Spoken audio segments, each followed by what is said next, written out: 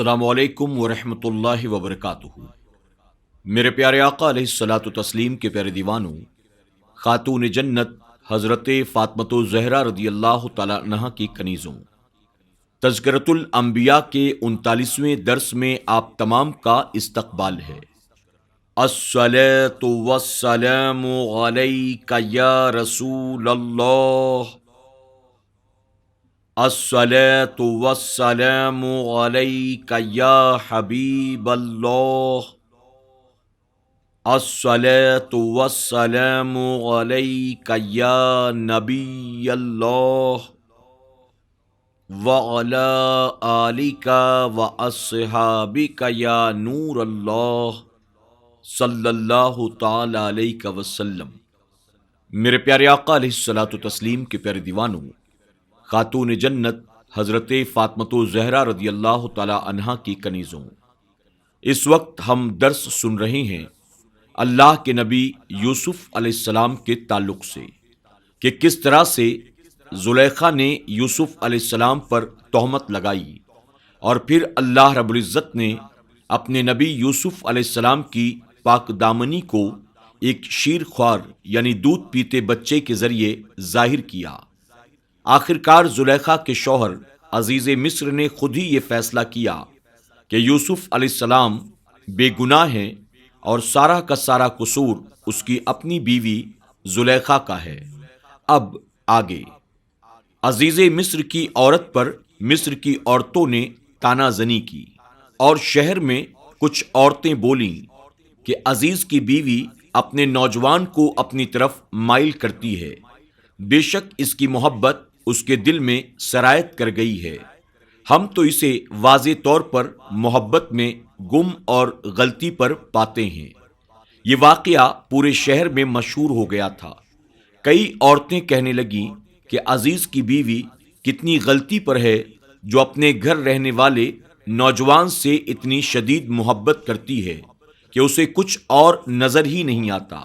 اس کے دل پر محبت نے اس طرح گھیرا ڈال دیا ہے جس طرح کسی چیز کا غلاف اسے اپنے اندر لپیٹ لیتا ہے، اور وہ محبت اس کے دل اور باقی چیزوں میں حجاب اختیار کر چکی ہے کہ سوائے اس نوجوان کے اور کسی چیز کا پتہ ہی نہیں۔ ہم تو اسے اس نوجوان سے شدید محبت کرنے میں راہ راست سے بھٹکی ہوئی پاتے ہیں۔ عزیز کی زوجہ کا عذر عجیب انداز میں، تو جب زلیخا نے اس کا چرچا سنا تو ان عورتوں کو بلا بھیجا اور ان کے لیے مسندیں تیار کیں، اور ان میں سے ہر ایک کو ایک چھری دی اور یوسف علیہ السلام سے کہا ان پر نکل آؤ۔ جب عورتوں نے یوسف علیہ السلام کو دیکھا، اس کی بڑائی بولنے لگیں اور اپنے ہاتھ کاٹ لیے اور بولیں اللہ کی پاکی ہے، یہ تو جنس بشر سے نہیں مگر کوئی فرشتہ ہے۔ اس نے کہا تو یہ ہیں وہ جن پر تم مجھے طعنہ دیتی تھی، اور بے شک میں نے ان کو اپنی طرف مائل کرنا چاہا تو انہوں نے اپنے آپ کو بچایا، اور بے شک اگر وہ یہ کام نہ کریں گے تو میں ان سے کہتی ہوں تو ضرور قید میں پڑیں گے اور وہ ضرور ذلت اٹھائیں گے۔ جب عزیز کی زوجہ نے مصر کی عورتوں کے مکر کو سنا، ان کے کلام کو مکر سے تعبیر کرنے کی 3 وجہ ہے۔ عورتوں نے جب یہ واقعہ سنا تو وہ بھی دل میں خواہش کرنے لگیں کہ یوسف علیہ السلام کو دیکھیں، اور وہ یہ بھی سمجھتی تھیں کہ جب وہ زلیخا کا تذکرہ کریں گی تو یقیناً وہ یوسف علیہ السلام کو ہم پر پیش کر کے اپنا عذر پیش کریں گی، تو انہوں نے اس لیے اس کے خلاف کام کر کے یوسف علیہ السلام کو دیکھنے کا ایک ہیلا کیا جسے مکر سے تعبیر کیا گیا ہے۔ دوسری وجہ یہ ہے کہ عزیز کی زوجہ نے ان عورتوں سے اپنی محبت کا ذکر کیا تھا اور ساتھ ساتھ انہیں اس بھید کے چھپانے کے لیے کہا تھا، لیکن ان عورتوں نے ظاہر کر دیا تو ان کی دھوکہ بازی کو مکر کہہ دیا۔ تیسری وجہ یہ ہے کہ انہوں نے اس کی غیبت کی۔ غیبت بھی حقیقت میں مکر کے مشابہ ہے۔ یوسف علیہ السلام کو دیکھ کر عورتوں نے اپنے ہاتھ کاٹ لیے۔ عزیز کی زوجہ نے ان عورتوں کی دعوت کی جو اس کے متعلق کلام کرتی تھیں۔ وہ بڑے بڑے سرداروں کی بیویاں تھیں جن کی تعداد 40 تھی۔ ان میں 5 عورتیں وہ بھی تھیں جو بہت باتیں کرتی تھیں۔ پہلی، عزیز کو پانی پلانے والے کی زوجہ۔ دوسری، روٹی پکانے والے کی عورت جس نے اتنے عرصے میں یوسف علیہ السلام کو نہیں دیکھا تھا۔ تیسری، وزیر جیل کی زوجہ۔ چوتھی، عزیز کے جانوروں کے محافظ کی زوجہ۔ پانچویں، دربان کی زوجہ۔ دعوت کی مجلس میں ہر ایک کے لیے نشست مقرر کی گئی، تکیے لگا دیے گئے، دسترخوان پر طرح طرح کے کھانے چن دیے گئے، پھل بھی رکھ دیے گئے۔ پھلوں یا گوشت خصوصاً لیموں کاٹنے کے لیے چھریاں بھی رکھ دی گئیں۔ ہر نشست کے سامنے ایک ایک چھری رکھی گئی تھی۔ جب عورتیں آ گئیں، اپنی اپنی نشست پر براجمان ہو گئیں، تو عزیز کی زوجہ نے آپ کو حکم دیا کہ آپ اپنے کمرے سے باہر نکلو اور ان عورتوں کی محفل کے سامنے سے گزر جاؤ تاکہ یہ آپ کی ایک جھلک دیکھ لیں۔ یوسف علیہ السلام پہلے ہی اس عورت کی ایک سازش کا شکار ہو چکے تھے۔ اللہ تعالیٰ نے آپ کو بری کر دیا تھا۔ اب یہی خوف دل میں آ رہا تھا کہ اس کا حکم نہ ماننے پر کوئی نئی مصیبت نہ کھڑی ہو جائے۔ آپ کو مجبوراً نکل کر عورتوں کے سامنے سے گزرنا پڑا۔ جب یوسف علیہ السلام ان کے سامنے سے گزرے تو وہ آپ کو دیکھ کر اتنی دہشت میں آئیں کہ پھل لے کر ان کو چھریوں سے کاٹنے لگی تھیں، لیکن انہیں یہاں تک معلوم نہ ہو سکا کہ ہم پھل کاٹ رہے ہیں یا اپنے ہاتھوں پر چھریاں چلا رہے ہیں۔ انہوں نے اپنے ہاتھ کاٹ کر زخمی کر دیے، یا انہوں نے اپنے ہاتھ اس وجہ سے کاٹ لیے کہ آپ کو دیکھ کر اسی طرح مدہوش ہوئیں کہ انہیں یہ بھی پتہ نہ چل سکا کہ وہ چھریاں سیدھی پکڑ رہی ہیں یا الٹی۔ سیدھی جانب اپنے ہاتھوں کی طرف کر دی اور الٹی جانب پھلوں کی طرف کر کے پھلوں کو کاٹنے کی غرض سے چھریوں کو جیسے چلایا تو ہاتھ کٹ گئے۔ یہ بھی ممکن ہے کہ کچھ عورتوں نے چھریاں الٹی چلا کر اپنے ہاتھ کاٹ لیے ہوں اور کچھ نے پھل کاٹ کر ہاتھوں تک چھریاں چلا دی ہوں۔ ہاتھ کاٹنے کی وجہ جمال یوسف پر فریفتہ ہونا۔ اس میں اکثر اہل علم کا اتفاق ہے کہ ان عورتوں نے حضرت یوسف علیہ السلام کو عمدہ جمال اور کامل حسن کی وجہ سے عظیم سمجھا، اور یہی وجہ ہے ان کے ہاتھ کاٹنے کی۔ حضرت یوسف علیہ السلام کو حسن و جمال میں باقی لوگوں سے اس طرح فضیلت حاصل تھی جس طرح 14ویں کے چاند کو ستاروں پر فضیلت حاصل ہوتی ہے۔ نبی کریم صلی اللہ علیہ وسلم فرماتے ہیں، جب معراج کی رات مجھے آسمانوں پر لے جایا گیا تو میرا گزر یوسف علیہ السلام کے قریب سے ہوا، تو میں نے پوچھا یہ کون ہیں؟ جبرائیل علیہ السلام نے بتایا یہ یوسف علیہ السلام ہیں۔ آپ سے پوچھا گیا یا رسول اللہ صلی اللہ علیہ وسلم آپ نے انہیں کیسا پایا؟ تو آپ نے فرمایا ایسے جیسے کہ 14ویں کا چاند۔ یوسف علیہ السلام جب مصر کی گلیوں میں چلتے تو آپ کے چہرے کی نورانیت کی وجہ سے دیواریں اس طرح روشن ہو جاتی جس طرح سورج کی شعاؤں کی روشنی پھیل جاتی ہے۔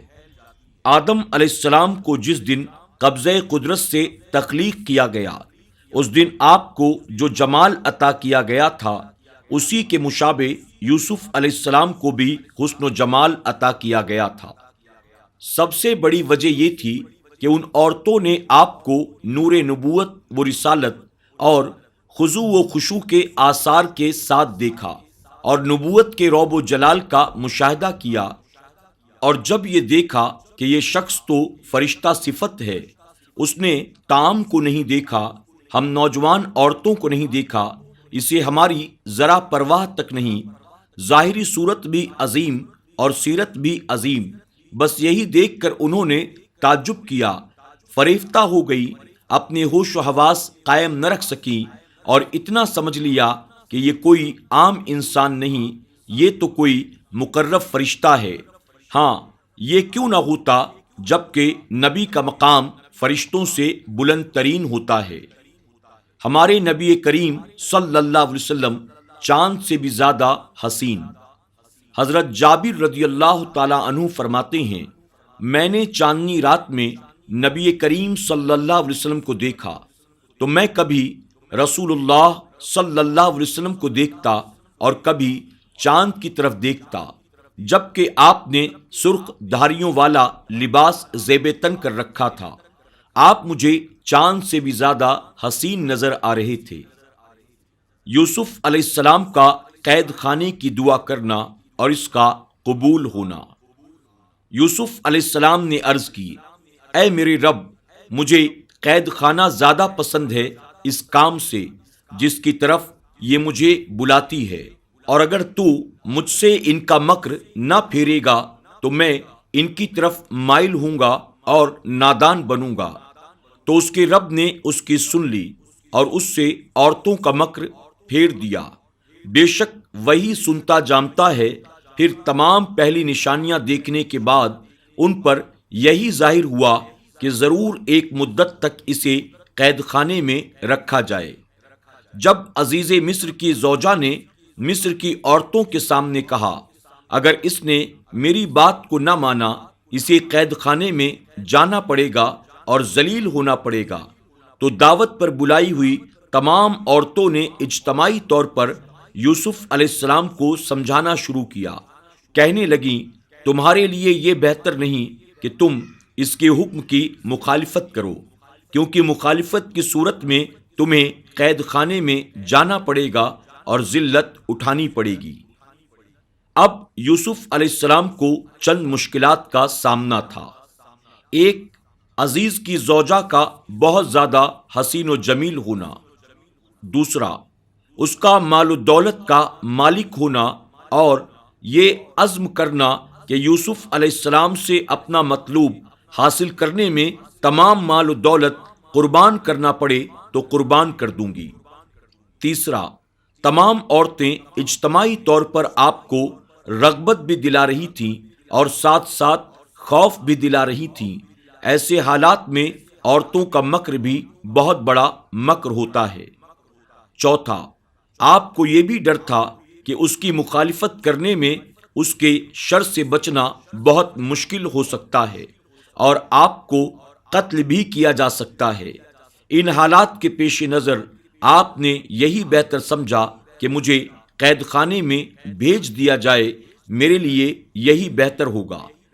انسان اپنی بشری قوت اور انسانی طاقت کے پیش نظر ایسے حالات میں اپنے آپ کو بچا سکے، یہ بہت مشکل معاملہ ہے۔ اس لیے آپ نے دعا کی، اے اللہ، تو ہی مجھے ان عورتوں کے مکر سے بچا سکتا ہے۔ اگر تیرا فضل نہ ہو تو انسان ایسے گناہوں میں مبتلا ہو کر جاہل بن جاتا ہے۔ اے اللہ، مجھے جس کام کی یہ دعوت دے رہی ہے اس سے بہتر میرے لیے قید خانہ ہی ہے۔ خیال رہے کہ حضرت یوسف علیہ السلام نے اپنے لیے مشکل راہ کا انتخاب کیا، کیونکہ اللہ تعالیٰ نے آپ کی طرف وحی کی، اے یوسف، تم نے اپنے لیے مشکل راستہ اختیار کیا۔ اگر تم یہ کہتے مجھے عافیت زیادہ پسند ہے اس سے جس کی طرف مجھے یہ بلاتی ہے، تو تمہیں ان سے عافیت دلا دی جاتی۔ اسی وجہ سے نبی کریم صلی اللہ علیہ وسلم نے اس شخص کا رد کیا جو مصائب پر صبر کی دعا کر رہا تھا۔ ترمذی میں حضرت معاذ بن جبل رضی اللہ تعالی عنہ سے روایت ہے کہ نبی کریم صلی اللہ علیہ وسلم نے ایک شخص کو یہ کہتے ہوئے سنا، اے اللہ، میں تجھ سے صبر کا سوال کرتا ہوں، یعنی مجھے مصائب و آلام پر صبر کرنے کی توفیق عطا فرما۔ تو حضور اکرم صلی اللہ علیہ وسلم نے فرمایا، تم نے اللہ تعالیٰ سے مصیبت کا سوال کیا، تم اللہ تعالیٰ سے عافیت کا سوال کرو۔ عزیز مصر اور دوسرے تمام سرکردہ لوگ یوسف علیہ السلام کی پاک دامنی کا یقین کر چکے تھے۔ آپ کے عیوب سے بری ہونے اور پاک دامنی پر دلالت کرنے والے شواہد لوگ دیکھ چکے تھے، لیکن آپ کو صرف ظاہری مصلحت کے پیش نظر انہوں نے قید خانہ بھیجنے کا فیصلہ کیا تھا۔ کیونکہ عزیز مصر کی زوجہ کے علاوہ اب دوسری عورتیں بھی آپ پر عاشق ہو چکی تھیں۔ گھر گھر یوسف علیہ السلام کے حسن و جمال کا چرچا ہو رہا تھا۔ وہ لوگ اپنی عورتوں کو روکنے میں ناکام ہو گئے، البتہ آپ کو قید خانے میں بھیجنے کا انہوں نے ایک حل سمجھا تھا۔ اصل میں آپ کی اپنی دعا کا یہ اثر ہی تھا۔ حضرت علی ابن حسین یعنی حضرت امام زین العابدین رضی اللہ تعالی عنہ سے مروی ہے کہ بے شک ہر عورت نے ان عورتوں میں سے جو دعوت پر مدعو تھیں آپ کی طرف پوشیدگی میں یہ پیغام بھیجے تھے جو آپ سے زیارت کرنے کا مطالبہ کر رہی تھیں۔ اسی طرح عزیز کی زوجہ نے اپنے خاوند کو کہا کہ یہ عبرانی غلام مجھے بدنام کر رہا ہے کہ میں اسے اپنی طرف مائل کرنا چاہتی ہوں، لیکن وہ بچ گیا۔ وہ چونکہ باہر نکل سکتا ہے اور میں گھر میں محبوس ہوں، یا مجھے بھی باہر بازاروں میں جا کر اس کا جواب دینے کی اجازت دی جائے یا اسے بھی قید کر لیا جائے۔ تو اس طرح عزیز اور دوسرے وزیروں نے آپ کو قید میں بھجوا دیا۔ میرے پیارے آقا علیہ الصلاۃ والتسلیم کے پیارے دیوانوں، خاتون جنت حضرت فاطمۃ الزہرا رضی اللہ تعالی عنہا کی کنیزوں، یوسف علیہ السلام کا قید خانے میں کیا حال تھا؟ آپ قید خانے سے باہر کیسے نکلے؟ انشاءاللہ کل کے درس میں ہم اس کے تعلق سے سماعت کریں گے۔ تب تک کے لیے ہمیں اجازت دیں، اپنا خیال رکھیں اور اپنی دعاؤں میں ہمیں ضرور یاد رکھیں۔ السلام علیکم ورحمۃ اللہ وبرکاتہ۔